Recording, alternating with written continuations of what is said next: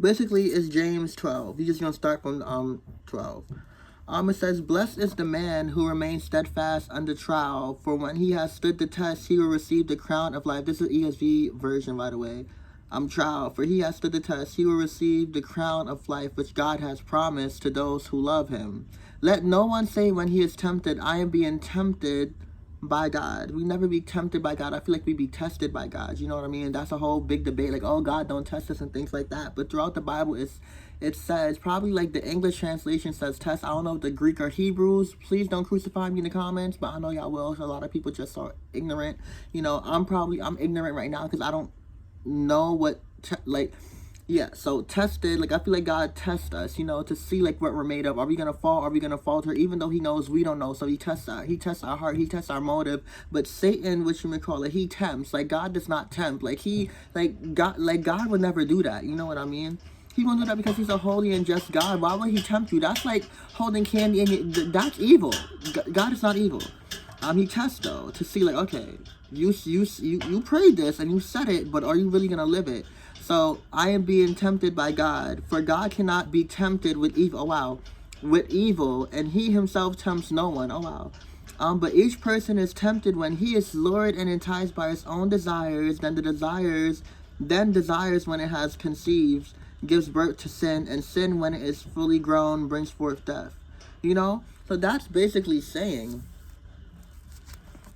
like, we are carried away by our own lustful desires. You know, even though I didn't know what I was doing, some part of me in my heart wanted to watch this porn, because I remember coming home just going on, I don't know how it happened, but I just went on demand. It was building up in me.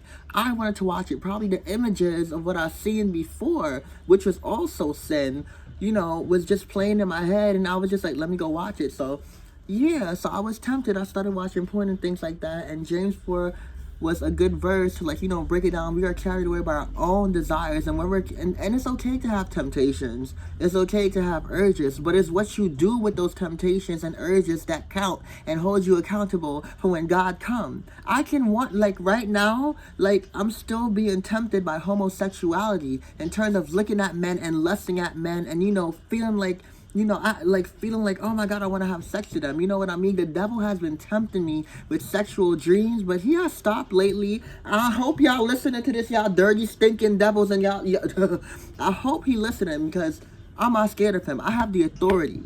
Period. I have the authority to step on him. I have the authority to, what you may call it, command him to flee and leave. It says in James also, resist the devil and flee. Resist the devil and he will flee. Draw near to God and God will draw near to you. That's also in 1 Peter. But what you may call it, I have that power that God has given me. It's not even me. It's literally God and his Holy Spirit that I send forth when I'm dealing with these thoughts. Like, literally, I struggle every day, and I'm tempted every single day when I'm in Dollar General, literally, and I see a man. He might, like, I used to love big butts, and, you know, whatever the case may be, and he looks fine, you know, he got a big butt or whatever, you know. Sometimes I would look, but then after that I literally have to keep my face down until that person passed away, because it's a temptation. And I realized that it's okay to look, but to lust, meaning like, let me look. Oh my God, yo, he's so fine. He's so sexy. Ooh, you know what I want to do to him right now? Oh my God. Like, that's when it becomes like, okay, now you're lusting. So I would look and I catch myself real quick and be like, nah, let me wait. And I feel those I feel those urges, I feel those temptations rising up, but I go to God, I submit to God, because God is powerful. God, his Holy Spirit lives inside of me, and his spirit lives inside of me. Then through him, by him, for him, I can conquer anything, and temptations don't have to get me. You know what I mean? So that was like a future. That was like that. I'm talking about now, but let's go back to the past. You know, so yeah, and I remember, like, as I got older, for 10 years I was addicted, and I remember after a while it wasn't fun. After a while it was like, yo, I'll be sleeping, and as soon as I get a boner, let me go masturbate, and I'm just like, okay, fine, I go masturbate. Sometimes I masturbate 3 times in one day, bro. 3 times. Because the first, I was reading all these things about, how it can be fun. Because after a while, like, it was fun and it was good and things like that. But like the feeling of how it first happened for me, it's a little graphic, y'all. The feeling, I lost that feeling. It's like I lost sensitivity in my penis. So it's just like I would keep trying to get that sensitivity and get that first vibe. You know what I mean? That I felt the first time I did it. It felt amazing. After a while, I kept doing it and doing it. I was numb to it. You know what I mean? So yeah, so I just remember it was just like I would wake up, get a boner, masturbate. You know what I mean? I would watch porn. You know what I mean? At first I used to watch 1 porn, 2, 3 porn videos at once, or whatever case may be, like switch. Then after a while, it was just like, I would just keep scrolling and like this is sex. It's all the same. It's 2 guys having sex. Like, what is different? You know what I mean? So I'll be scrolling, and nothing would satisfy me. So I'll be clicking and typing and all these different type of things. I'll be using my mom's phone and stuff like that.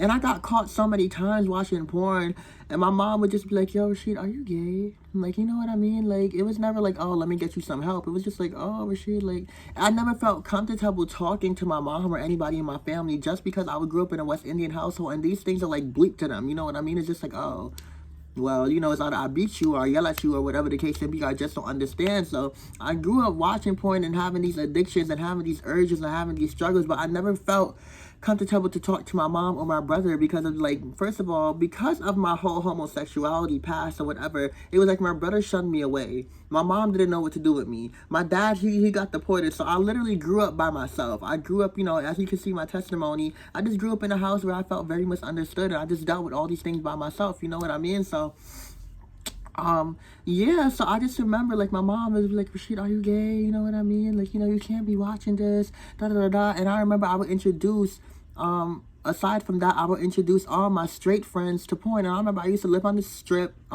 in Brownsville, and like every time I went to their house, you would watch porn. Somebody downstairs, you would watch porn. You know what I mean? I would introduce them to gay porn, and it was just a lot of porn in my life from a whole age. And like, I had this poem. It says, "No, I wasn't raped, but my mind was continuously rape." I'm using rape as force. You know what I mean? I was forced to watch these things. Nobody, when I mean forced, nobody knew better. It was all like it was all trending. It was all normalized. And yes, to the outside, porn is natural. Porn is normalized. Porn is okay. But do you know what that's doing to you? First of all, it's planting seeds. Number 1, that's planting seeds for Satan to come into your heart, mind, body, and soul and corrupt your mind and make you lust at every different person. Porn is not cute. Porn is not okay. Porn is not fine. I know I'm going off. I'm not on topic or on track right now, but I'm letting y'all know porn is not fine. It plants seeds in you. It plants seeds of lust. It plants seeds of perversion. It plants seeds of no self-control. You know what I mean? The Bible says if you can't,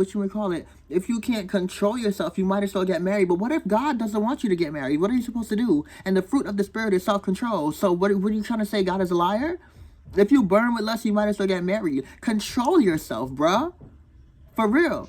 Not even that, but the music I would listen to is very sexual. I'm talking about Lil' Kim, Nicki Minaj, old-time 90s music. All these type of sexual songs played a role. So, not even that.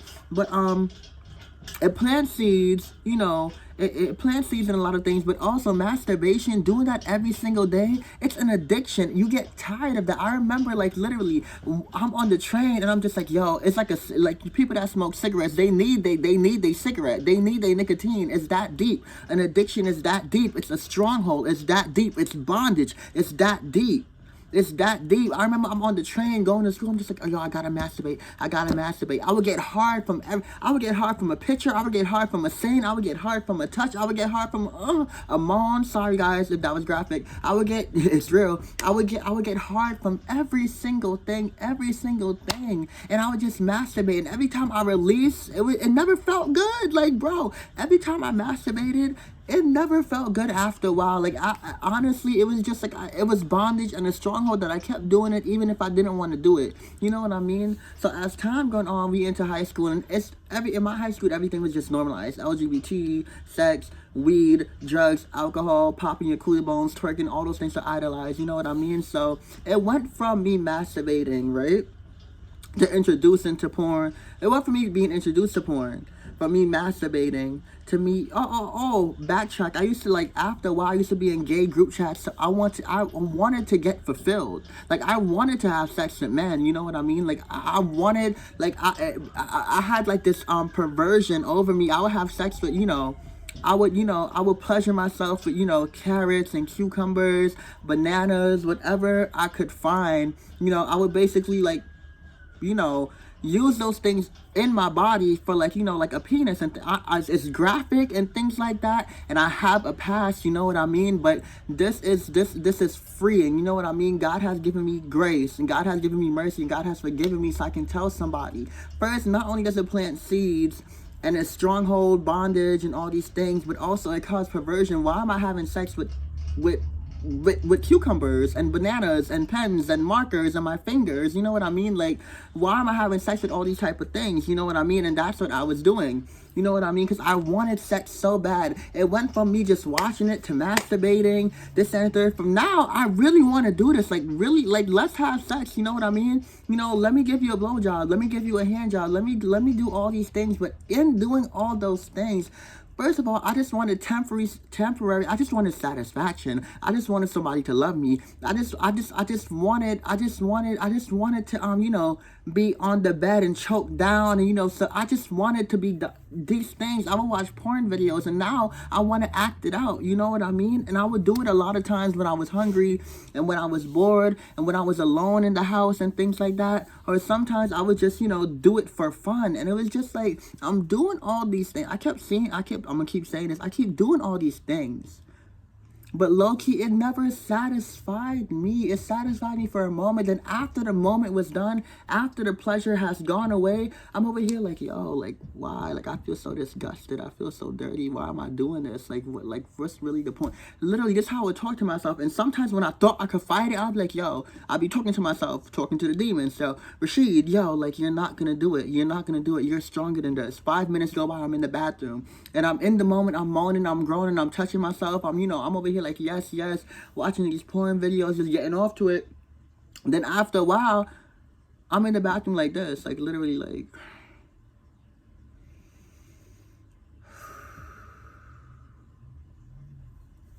took me mad long to get out the toilet, because it's just like, why are you doing this? Like why? Like, yo, like, I don't even want it. Like, and it took so much out of me, man. Like, so like I said, in high school, it got worse, because it was just like, now people I know, now I'm living that homosexuality lifestyle, and I'm watching porn. It's so normalized, everything like that. I didn't know better. Actually, let's backtrack. I gave my life to God in 2013, and I gave my life to God again in 2015. And those, like, years of me giving my life to God, it was like more conviction. So I know why I felt like dirty, shamed, and guilty, because it was like, it was conviction, but I turned that conviction into condemnation. You know what I mean? I was feeling mad, condemned, like, yo, you're guilty, you're shamed, you can't talk about this. I knew it was wrong, because why couldn't I do it in front of my mom?